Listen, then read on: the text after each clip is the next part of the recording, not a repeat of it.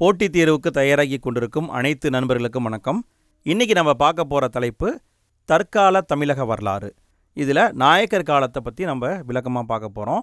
ஏன் நாயக்கர் காலத்தை பார்க்குறோம் அப்படின்னா, தற்கால தமிழக வரலாறு என்பது நாயக்கர் காலத்திலிருந்து தான் தொடங்குகிறது. எனவே முதல்ல நாயக்கர் காலத்தை நம்ம பார்க்க போகிறோம். இந்த தலைப்பை பொறுத்த வரைக்கும் பள்ளி புத்தகத்தில் இந்த தலைப்பானது ரொம்ப குறைவாக தான் இருக்குது. அதனால் நம்ம என்ன பண்ணியிருக்கோம்னா, அவுட்சோர்ஸ் நிறைய வெளி மெட்டீரியல்லேருந்து தகவல்களை கோர்த்து ஒரே கோர்வையாக இந்த வீடியோவில் கொடுத்துருக்கோம். இந்த வீடியோவை நீங்கள் முழுமையாக பார்த்தா போதும். நீங்கள் எக்ஸ்ட்ரா தகவல் வேறு எங்கேயுமே தேடி போக வேண்டியது கிடையாது. நாங்கள் எல்லாத்தையுமே கொடுத்துட்டோம். சரி, நம்ம இன்றைய வீடியோக்குள்ளே போகலாம். நாயக்கர் காலத்தை ஏன் முக்கியமாக கவனிக்கிறாங்க அப்படின்னு பார்க்கும் பொழுது, தமிழ்நாட்டுடைய இடைக்காலத்தையும் தற்காலத்தையும் இணைக்கும் இடைப்பட்ட காலமாக நாயக்கர் காலம் இருக்குது. தமிழ்நாட்டு வரலாற்றில் திருப்பு முனையை ஏற்படுத்திய காலமாக இருக்குது. தற்கால தமிழ்நாட்டு வரலாற்றுடைய துவக்கமாக இருக்குது. இவங்களுடைய காலம் எப்படி ஆரம்பிக்குது அப்படின்னு பார்க்கும் பொழுது, முதலாம் புக்கர் அப்படிங்கிற விஜயநகர மன்னர் இருக்கார். அவருடைய மகன் குமாரகம்பண்ணா இவர் மதுரை மீது படையெடுத்து வருகிறார். மதுரை மட்டும் கிடையாது, தமிழ்நாட்டையும் அவங்க பிடிச்சிக்கிறாங்க. தமிழ்நாட்டை நிர்வாகம் பண்ணுவதற்காக மகா மண்டலேஸ்வரர் அப்படிங்கிற அதிகாரிகளை நியமிக்கிறாங்க. குறிப்பாக பார்க்கும் பொழுது கிருஷ்ணதேவராயர் இவர் 2 அதிகாரிகளை தமிழ்நாட்டுக்கு என்ன நியமிக்கிறார். ஒருத்தர் நரசநாயக்கர், இன்னொருத்தர் நாகமநாயக்கர். நரசநாயக்கர் என்பவர் சோழ மண்டலத்தையும் நாகமநாயக்கர் என்பவர் மதுரை மண்டலத்தையும் பார்த்துட்டு வராங்க.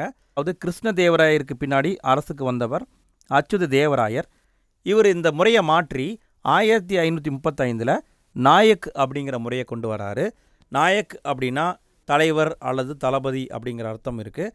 தமிழ்நாட்டில் மொத்தம் 3 நாயக்குகள் உருவாக்கப்படுது. ஒன்று தஞ்சை, 2வது செஞ்சி, 3வது மதுரை.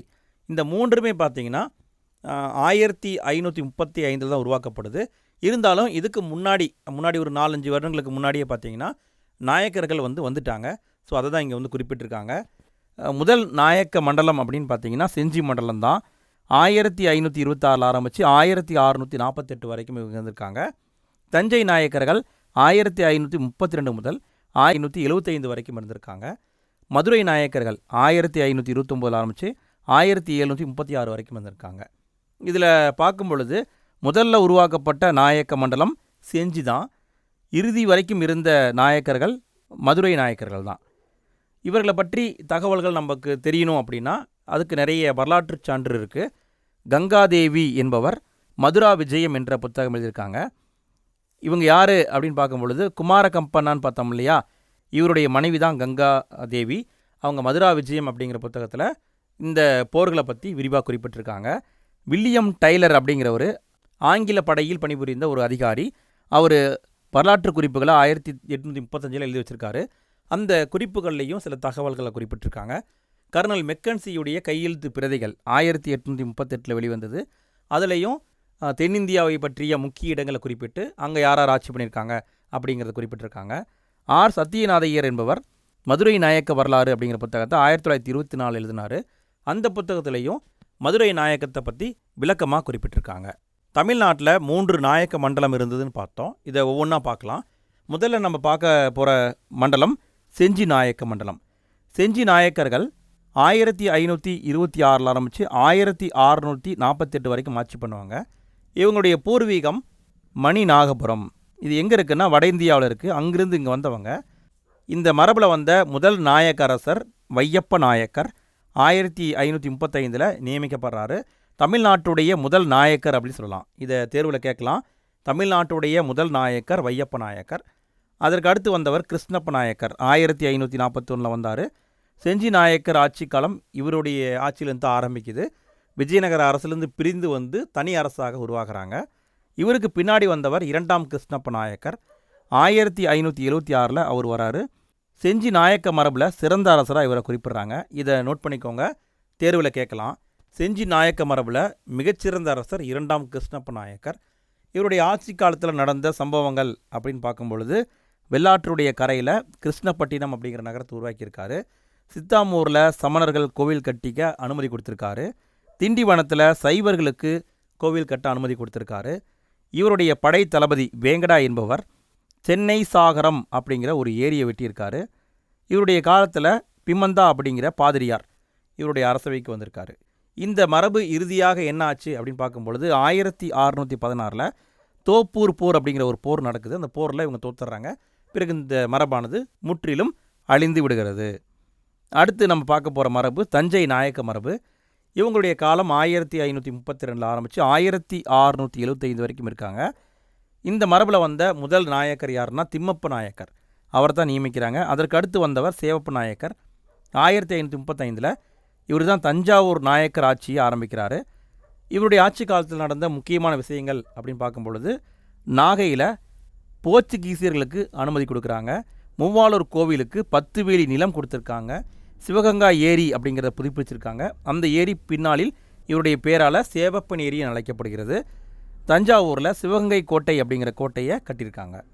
இவருக்கு பின்னாடி வந்தவர் அச்சுத நாயக்கர். இவருடைய காலம் 1560 ஆரம்பிக்குது. இவரை பற்றி சொல்லும் பொழுது ஸ்ரீரங்கம் ரங்கநாத சுவாமி கோயிலுக்கு வைர சிம்மாசனம் கொடுத்தாங்க அப்படின்னு குறிப்பிட்டிருக்காங்க. இவருக்கு அடுத்து வந்தவர் ரகுநாத நாயக்கர். 1600 ஆட்சிக்கு வந்திருக்காரு. இந்த மரபில் வந்த சிறந்த அரசர். நல்லா பார்த்துக்கோங்க, தஞ்சை நாயக்க மரபில் வந்த சிறந்த அரசர் ரகுநாத நாயக்கர். இவரே சிறந்த அறிஞராக இருந்திருக்காரு. ருக்மணி பரிணயம், பாரிஜாத புஷ்பாகரணம், ராமாயணம், இந்த நூல்கள் மொத்தம் 3 நூல்கள் எழுதியிருக்காங்க. அது மட்டும் இல்லாமல் கர்நாடக இசைக்கு மறுமலர்ச்சி உண்டாக்குனாரு அப்படின்னு சொல்கிறாங்க. இவருக்கு அடுத்து வந்தவர் விஜயராகவ நாயக்கர். 1633 அரசராக வந்திருக்காரு. இவர் தான் தஞ்சை வம்சத்துடைய கடைசி அரசர்னு சொல்கிறாங்க. இருந்தாலும் அழகிரி நாயக்கர் அப்படிங்கிறவரும் வந்திருக்காரு. 1673 இவர் தான் கடைசி அரசராக இருந்திருக்காரு. இவங்க வம்சத்தில் நடந்த சிறப்பான விஷயங்கள்னு பார்க்கும் பொழுது கோவிந்த தீட்சிதர்னு ஒருத்தர் இருக்கார். இவர் ஆசான குருன்னு குறிப்பிடுவாங்க. 3 பேருக்கு இவர் குருவாக இருந்திருக்காரு. குரு, அமைச்சர் எல்லாமே இருந்திருக்காங்க. யார் அப்படின்னா சேவப்பன் நாயக்கர்னு பார்த்தோம்ல, அவருக்கும் அச்சுத நாயக்கருக்கும் ரகுநாத நாயக்கருக்கும் மொத்தம் 3 பேருக்கும் இவர் குருவாக இருந்திருக்காரு. அதனுடைய நினைவாக பிற்காலத்தில் ரகுநாத நாயக்கர் கோவிந்தையா என்ற தமிழ் வாசகம் பொறிக்கப்பட்ட நாணயத்தையும் விட்டிருக்காரு. இதற்கடுத்து நம்ம பார்க்குற மரபு மதுரை நாயக்க மரபு. இவங்களுடைய காலம் 1529 ஆரம்பிக்குது. 1736 வரைக்கும் இருந்திருக்காங்க. விஸ்வநாத நாயக்கர் 1529 மதுரை நாயக்கராக நியமிக்கப்படுறார்.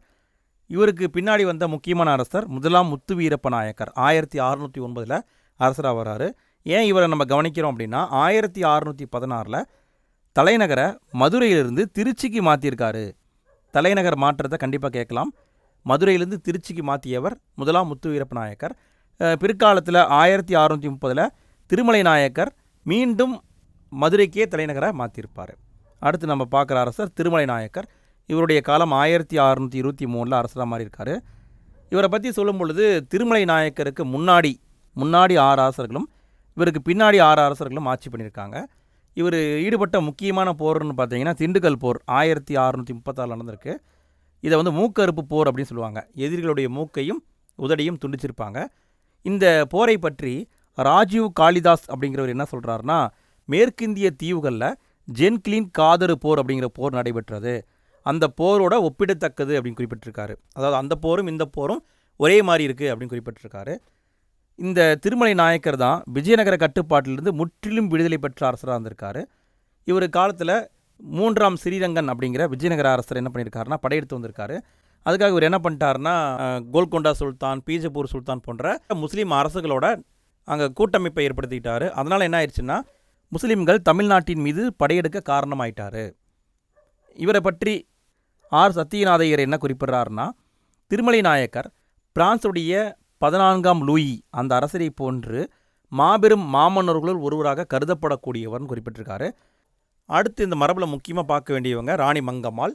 1689 ஆரம்பித்து 1704 வரைக்கும் வந்திருப்பாங்க. இவங்க யார் அப்படின்னா சொக்கநாத நாயக்கர்னு ஒருத்தர் இருக்கார். அவருடைய மனைவி விஜயரங்க சொக்கநாதனுடைய பகர ஆட்சியாளர். இவருக்கு ஒரு தளபதி இருந்திருக்காங்க. அவங்க பேர் நரசப்பையர், நரசப்பையான்னு சொல்லுவாங்க. இவங்க காலத்தில் நடந்த முக்கியமான விஷயங்கள் அப்படின்னு பார்க்கும்பொழுது உய்யக்கொண்டான் கால்வாய்னு ஒரு கால்வாய் இருக்குது. அந்த கால்வாயை வெட்டியிருக்காங்க. இப்போ கரண்ட்டில் பார்த்திங்கன்னா மதுரைக்கும் கன்னியாகுமரிக்கும் இடைப்பட்ட ரோடு, அந்த தேசிய நெடுஞ்சாலையை மங்கம்மாள் சாலைன்னு அழைக்கிறாங்க. இவங்களை பற்றி சத்தியநாதையர் என்ன சொல்கிறாருன்னா, புயலுக்கு எதிரே திறமையாக வளைந்து கொடுத்து தன் நாடாகிய கப்பலை காயப்படாமல் காப்பாற்றியவர் அப்படின்னு குறிப்பிட்டிருக்காங்க. இந்த மரபில் வந்த கடைசி அரசி யாருன்னா மீனாட்சி. அவங்க 1736 சந்தா சாஹிப் வஞ்சகமாக இவங்களை கைது பண்ணிடுவாங்க. அதனால் இவங்க இறந்துடுவாங்க. இதோட இந்த மரபும் முடிவுக்கு வந்துருச்சு.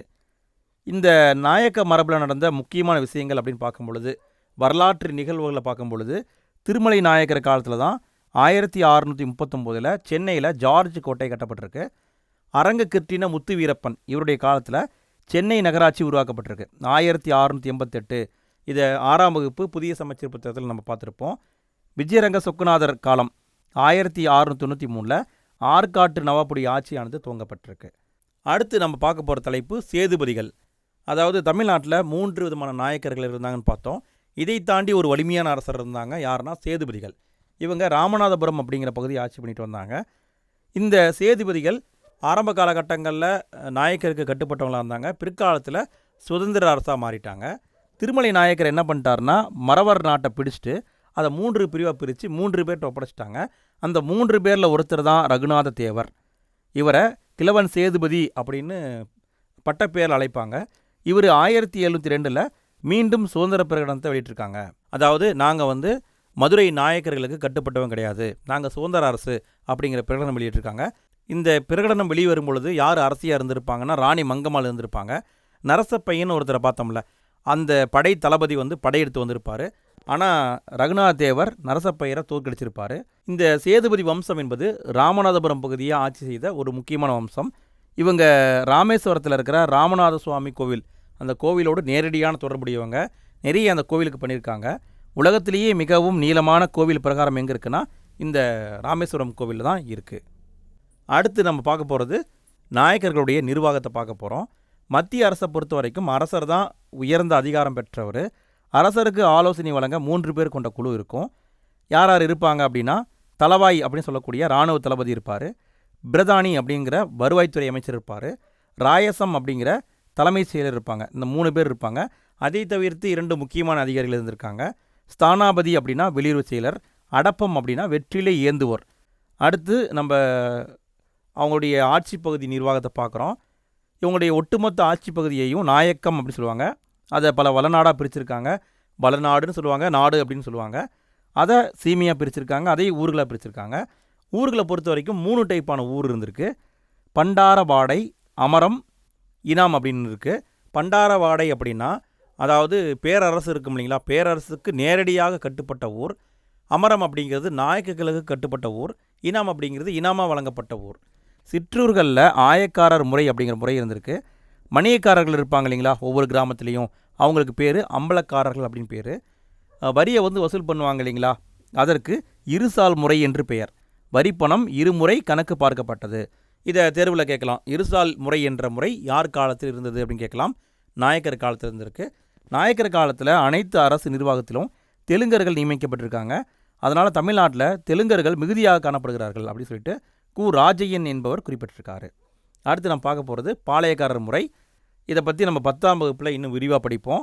விஸ்வநாத நாயக்கரும் அவருடைய அமைச்சர் அரியநாதரும் சேர்ந்து 72 பாளையங்களை உருவாக்குறாங்க.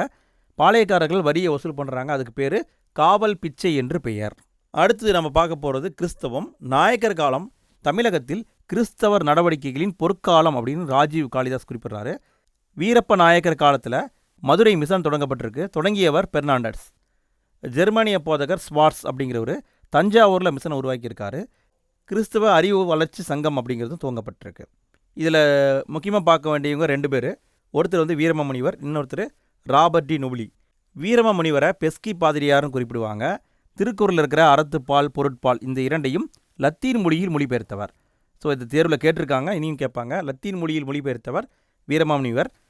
தமிழுடைய முதல் அகராதி சதுர அகராதி, அதையும் உருவாக்கியிருக்காரு. அடுத்து பாருங்கள், ராபர்ட் டி நொபிலி முத்துகிருஷ்ணப்ப நாயக்கர் காலத்தில் மதுரைக்கு 1606 வந்திருக்காங்க. அடுத்து இலக்கியம். இலக்கியத்தை பொறுத்த வரைக்கும் நாயக்கர் காலத்தில் தெலுங்கு இலக்கியத்தின் பொற்காலம் என அழைக்கப்படுது. பிரபந்தம் அப்படிங்கிற டைப்பான நூல் ரொம்ப பிரபலமாக எல்லா இடத்துலையுமே பரவிட்டு இருந்திருக்கு. நாயக்கர் காலத்தை பற்றி நம்ம இந்த வீடியோவில் விளக்கமாக பார்த்துட்டோம். அடுத்த தலைப்பு ஐரோப்பியர் வருகை. அதை பற்றி நம்ம அடுத்த வீடியோவில் பார்க்க போகிறோம். அடுத்த வீடியோவுக்கான லிங்க்கு ஃபஸ்ட்டு கமெண்ட்லேயும் எண்டு ஸ்க்ரீன்லேயும் இருக்குது. நீங்கள் எதிர்காலத்தில் இந்த வீடியோவை பார்க்குறீங்க அப்படின்னா ஃபஸ்ட்டு கமெண்ட்டில் நான் பிளேலிஸ்ட்டுக்கான லிங்க் கொடுத்துருப்பேன். அதை கிளிக் பண்ணிங்கன்னா போதும், எல்லா வீடியோக்களும் உங்களுக்கு கிடச்சிரும். தொடர்ந்து அடுத்தடுத்த வீடியோக்களில் மீண்டும் சந்திப்போம். நன்றி.